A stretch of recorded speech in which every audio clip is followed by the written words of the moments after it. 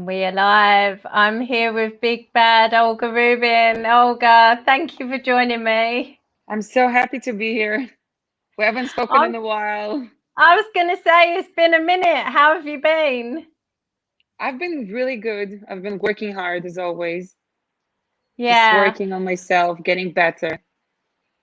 Well, I know the pandemic was just crazy for everyone, but as someone who splits their time between Israel and London, it must have had even more of an impact on you.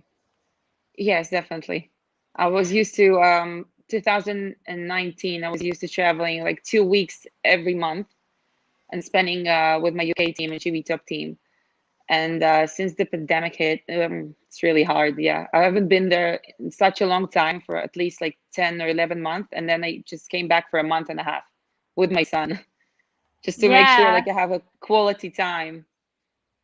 It was lovely to see you training with the GB top team guys again. How was it for you to be reunited with them? It was so fun. Just felt like home. And I saw you training at Brad's house as well. Yes, and Poppy's hitting pads. Her little boxing gloves are gorgeous. Yeah, I'm gonna teach her my ways eventually.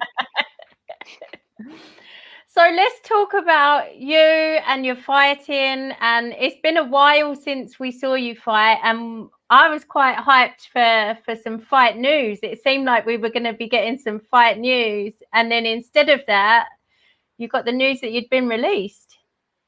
Yeah, well, we parted ways with Bellator, and I'm just thinking of doing what's really good for me right now is to drop a weight class. Because I'm a natural featherweight, I'm almost walking around the same weight that I fight. So I guess that would be an amazing time to start in a different weight class and really just bring my body to the extreme. So yeah. I'm just happy. I'm a freelance. I'm freelance now. Free agent. Free agent, yeah. Yeah, and dropping down to bantamweight, I think that's really exciting because obviously Bellator don't have that weight class. They've got a really strong featherweight division, but they don't have that weight class at all. And if you do feel like that's the more natural weight class for you, then, the fights have to be outside of Bellator, I guess. Yeah, well, I never had any reason to drop any weight. I started my first professional fight for Bellator, and I never thought about the option of dropping weight, although everybody around me kept telling me that this is the right thing for me to do. That cutting to 66 is way too easy for me. And it's about time to do something more extreme, really. Yeah. And will you get a nutritionist involved when you do your first cut, or are you going to do it by yourself? I know you're super healthy and on top of your nutrition anyway. Yeah, I'm trying to be as much as I can. I'm not sure quite yet. I think I can do it by myself, but it's always good to have quality people around you that can just give you good advice. It's also good not to do it by yourself, actually. And what's the plan in terms of, will you get the weight down lower during camp and just cut a little bit at the end? What's your plan for that? Or again, is it something you're going to decide nearer the time? Well, for now, I'm trying to drop my natural weight to make the cut easier. Yeah. To be lighter. And any promotions that you've got in mind specifically that you'd like to fight on? No, guys, come get it. I'm completely free for suggestions. I'll fight anything, bare knuckle, even bare knuckle MMA. Wow. I just need a fight. I want to fight. It's really hard for me as a competitive fighter to be out for almost 2 years. Like in November is going to be 2 years I've been out. And I've been keeping very healthy, very on track during this entire time. I've been through camps, like thinking I'm about to have a fight soon, and just the pandemic and everything. So it never happened. So I've been very healthy and on point for a fight during like this entire year. Yeah. Well, you're never out of shape. I know it's a cliche and a lot of people say that, but you always seem to be training as if you're in fight camp. Yeah, just never stop.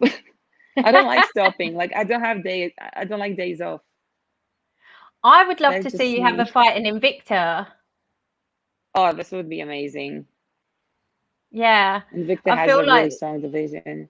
a really strong division. There's loads of girls. I feel like on the European scene, there's a kind of limit to how many girls we've got, whereas in the States, it just seems to be a bigger pool of girls.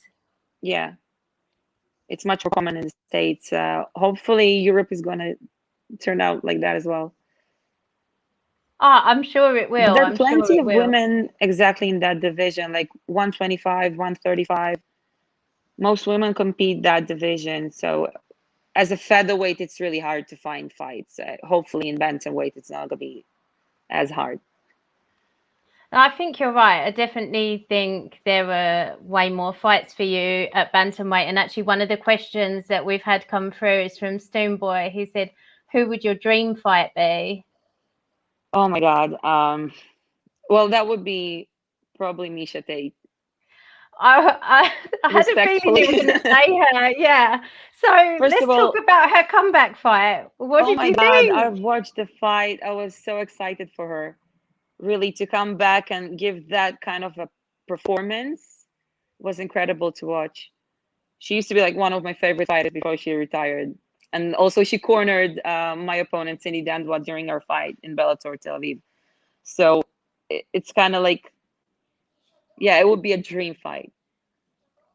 Yeah, I thought it was amazing at the weekend. Aaron says he thinks that would be an amazing matchup. I didn't know what to expect because like she's been out for such a long time, and again, she's someone else who obviously never got out of shape to have to get back in shape. She obviously still trains a lot, and but it was just that unknown of being out of the cage for that long. I wondered if like somebody who'd been in there more recently would have the upper hand, and to see her come back and do that, she looked amazing. What do you think's next for her in terms of opponent? I don't know. I think she's ready for anybody. I know that Holly Holm wants a piece. Let's see. Hopefully that fight will happen. That was an amazing fight for the first time. So I guess the second is going to be even more. Yeah, I think she's had a few call outs. I know Jessica Rose Clark called her out as well, and I would really like to see that fight as well. But yeah, I thought it was amazing to see her come back after so long, and also after having two babies as well. She Yeah. kind of she looked even more lean and muscular than she did like prior to her last Yeah. fights. It's obvious she worked really hard to get in that kind of shape. This is an incredible shape like this. It just blows my mind, really. I'm really happy for her. Yeah, no, incredible comeback. And going back to Bellator and the fact that you thought you had these fights coming up. I think the last one you thought was it going to be this summer? I was just waiting for a call. I was really ready to take any fight, any moment. I was just like, yeah, even 2 3 weeks notice, just give me a call. So I've been just ready. It just feels really bumming for me that my prime time, like I'm 31 now, my prime is not where I can really shine. But Yeah. yeah, I just really want to get back in it. So I'm just gonna do like a kickboxing competition, like a national Israeli championship, and just go back to smashing faces. That's all I want to do, really. Just And are get me back to you the cage. I'll be good. and you're ready to compete anywhere? So like UK, Israel, all over anywhere in the world, you're ready to go? I'm not picky. I don't know what the visa situation's like at the moment for Yeah, I people. know it's a bit problematic with the pandemic. I know. Yeah, I wasn't sure if people can fight anywhere because it seems to be taking a lot to get fights put on. It's really so hard getting from place to place and flying.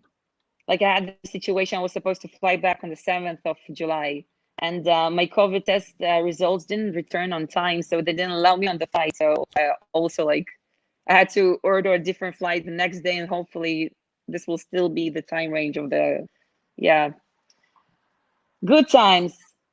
Stressful. It's stressful for everyone, and we know a lot of people have it worse, but like there's so much involved at the moment in fights fall through all the time anyway, and they're harder to put on for girls, and they're harder to replace if a girl falls out, and then you add in the COVID dimension, and it makes it really tricky. But Stoomboy says, with you not fighting for almost 2 years, what have you been doing, and do you believe in ring rust? I believe in hunger. So the more you keep me out, the more like I want back in. I'm not happy not competing.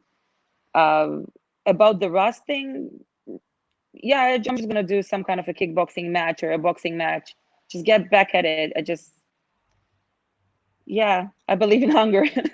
There was already one time I've been out for a year, and I remember like the first time after coming back was against Cindy, and I was so hungry getting back to the cage. It was like I needed that moment for a year. So from frustration, you feel like, ugh. Yeah, and like I said before, with you, you're always in the gym, so it's not a case of kind of getting back into shape. Your daily routine is, I think, more hardcore than a lot of people's fight camps. I just got back from the training. Like I'm still like I haven't showered yet. That's disgusting. This is my post-training hair. How do you do that? Your hair is so different from the last time we spoke. Yeah, it's long now. I'm wearing it long. I think yours is shorter now. Mine's shorter, yeah. Yeah. And Kev says she will. I'm not even sure what that was about, Kev. I think that might have popped through when we were talking about you fighting in your prime. And I know that must be like such a thing that plays on your mind as well, because a fight career is so short. But I just really hope I'm not going anywhere till I'm at least 40. Yeah. Exactly that. But I would just like all promotions out there to be aware that you're looking for a fight, and it, just drop her a line or drop her management a line, and see if she'd be up for it. My management, 100%. I'm open for business. I'm always campaigning for Cage Warriors to put more women on the cards. I think that would be women on the cards, like not often. Like Molly McCann came through on Cage Warriors, and Corey McKenna. They do have like female fights, but like the ratio between male and female fights there is like. Yeah, and I don't think there's been a single female fight on any of the trilogies, which is a shame. But Kev says you could be the new queen at 135 pounds. I'd love that. I really feel like the talent level is there for them to, start putting on these fights and even build a division. But at least start with making a fight for Olga on the next one. I think that would be amazing. And Aaron says, wherever you return to, I wish you success. Thank you. One thing I've noticed, Olga, is you're so popular. Like when I advertised that we were doing this, I had so many messages saying that people were excited to hear from you, and they hadn't heard from you in a while. So you're very popular with the English fans over here. That's awesome. Thank you. Especially for people who haven't seen you for a while. Like, it's good to be missed. Look, AM from Akko. That's my training partner. From GBT. I miss everybody so much. It's really hard. It's like saying goodbye to your family all the time. Like, okay, see you soon. Hopefully. Yeah. So what is the situation? You've been back once. So how often are you able to come over at the moment? Is that a free thing? Like, are you able to come over as and when you like? It's a bit hard because financially, all the ways and the coronavirus test. So whenever I'm there, I'm hoping to stay as much as possible. I haven't been there for 11 months, and then just like for 6 weeks, 5 weeks. So hopefully I'll be back like in a month or so, hopefully. Oh, it'd be so good to do one of these in person again as well. Oh yes, please. Hopefully Sign we me won't up. get thrown out next time. And I hear that GB Top Team as well. Brad's going to come on and do an interview with me soon. But I That's hear that cool. they've got new gym premises. That's really exciting as well. So loads of exciting things happening for those guys. We're hoping to have Nathaniel on the UFC London card in September. It must be really hard for you to be parted from those teammates, but they're all doing really well, aren't they? And it would be good to get the other guys back on the regional scene as well. Like, I feel like we've missed out on, you were talking about your prime, but like all of the regional scene has been so hard to get anything going. We've had the odd show here and there that people have magically pulled off, but not kind of the flow that we're used to of a fight every few months. Yeah. Everybody's climbing right now. Everybody's feeling fight ready, and it's really hard for everybody to get fights. Like, everybody's working really hard.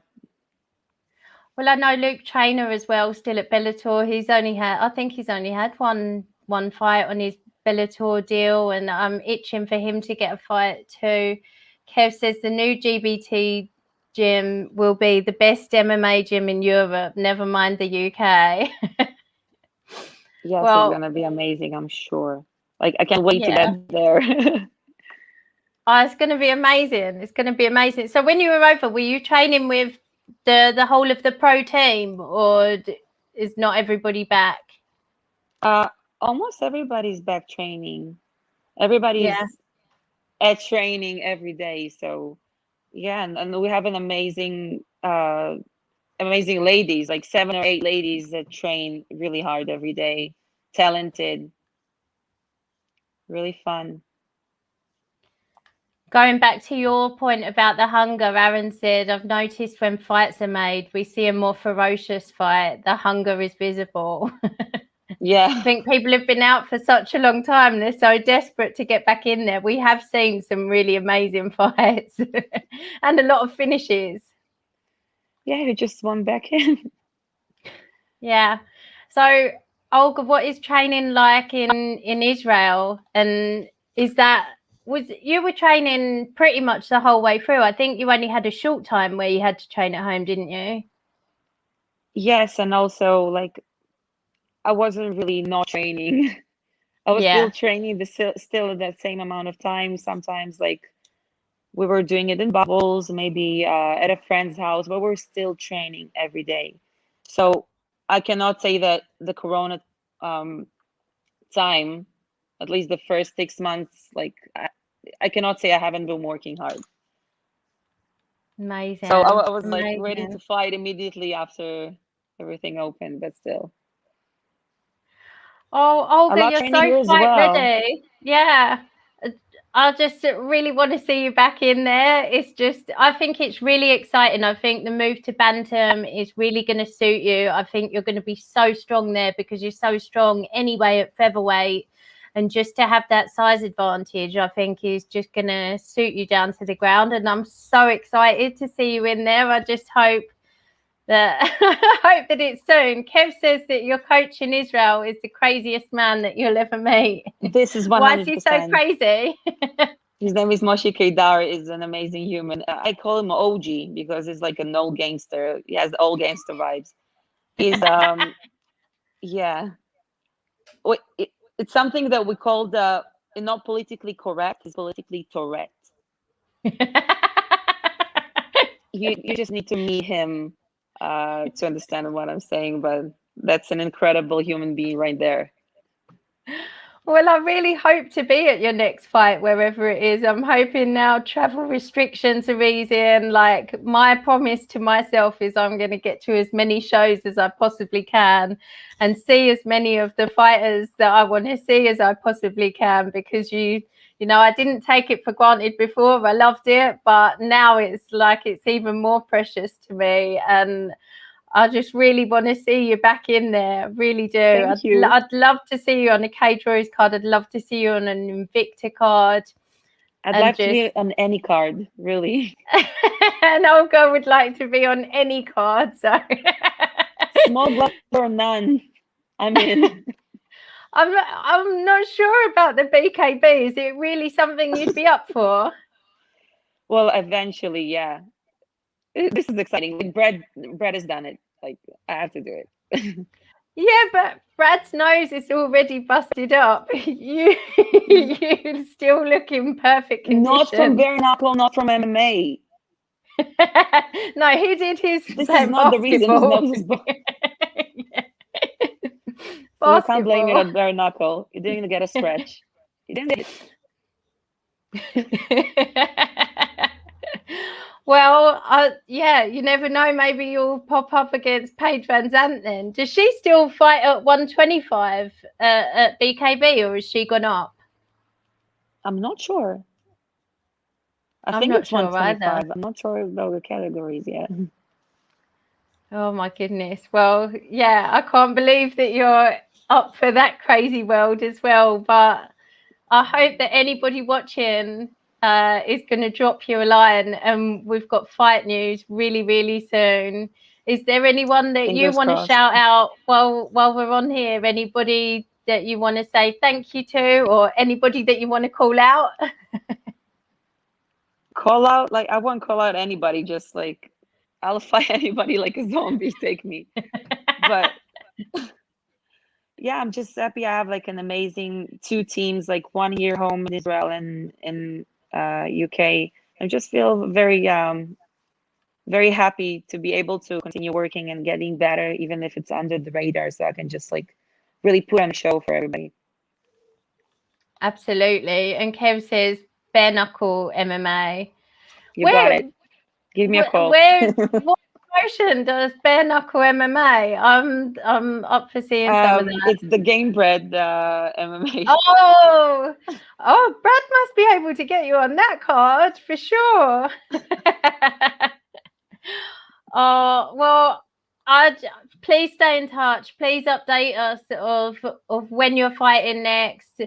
And I just think you're going to get snapped up super quickly. I'm glad that if Bellator were unable to give you fights, as they have been for like a big list of fighters, that you've been able to get away, and this enables you to drop weight class and do something new and really cool. I'm really looking forward to it for you. I feel like this could be like a real rebirth. Yeah, I like reinventing myself all the time. I crave reinvention all the time. So this is amazing for me. Very exciting. Very exciting. Stoneboy thinks that Paige is 115 or 125. I know she said she'd never cut to 115 again. I know she fought MMA at the end at 125, but didn't know whether she'd gone up for the bare knuckle. But thank you, Stoneboy. Maybe the different weight classes in bare knuckle. I'm not sure, but yeah, I'm not sure either. I know she's fighting Rachel Ostovich, who was cut from the UFC as well. So it will be that will be Battle of the Beauties on that BKB card, and they're certainly bringing it into prominence. What with Beck Rawlins, and there's loads of girls going over to that now. But yeah, I just worry about your beautiful face, Olga. I'll find a plastic surgeon. or you just won't get hit. I believe in you as well. Head movement. I'm joking. Well, thank you so much for your time, Olga. Please come back on when you've got a fight and tell us all about it, and we can get hyped up over who it's going to be and how it's going to go. And I wish 100%. You the best of luck finding that fight. Any promotion is really lucky to have you. Thank you so much, Katie. You take care of yourself. Big Bad Olga Rubin, everyone. Bye. Shout out.